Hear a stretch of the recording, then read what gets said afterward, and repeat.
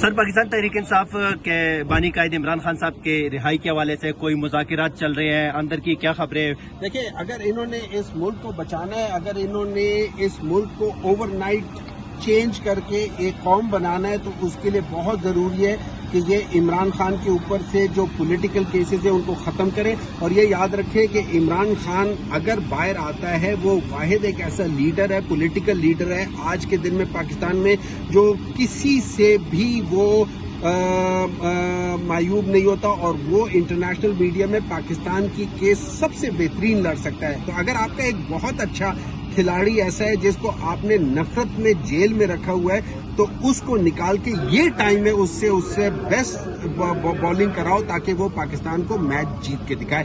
ہم نے گراؤنڈ پہ تو جیت لیا ہے، لیکن اصل مسئلہ آئے گا وہ ادھر آئے گا، یہ پولیٹیکل آئے گا. وہاں پہ ہمارے جیسے شمشاد احمد صاحب نے کہا ہوا ہے کہ پاکستان میں اس وقت کوئی ایسا لیڈر نہیں ہے کہ جو کہ بغیر پرچی کے ٹرمپ کے آگے بات کر سکے.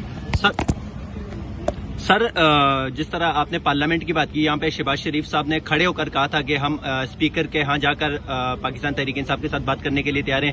آپ پچھلے 2 دن سے یہ خبریں گردش کر رہی ہیں کہ مذاکرات ہو رہے ہیں، تو سر کیا ملک کے لیے اس ٹائم مذاکرات کتنے ضروری ہیں بطور ایک سینئر سیاستدان؟ آپ کیا کہیں گے؟ مذاکرات نہیں، ملک کے لیے ایک یکجا ہونا ضروری ہے، اور وہ جب تک عمران خان کے اوپر سے پولیٹیکل کیسز ختم نہیں کرتے، ملک یکجا نہیں ہوگا. مذاکرات سے زیادہ آپ ڈائریکٹ ایکشن لیں.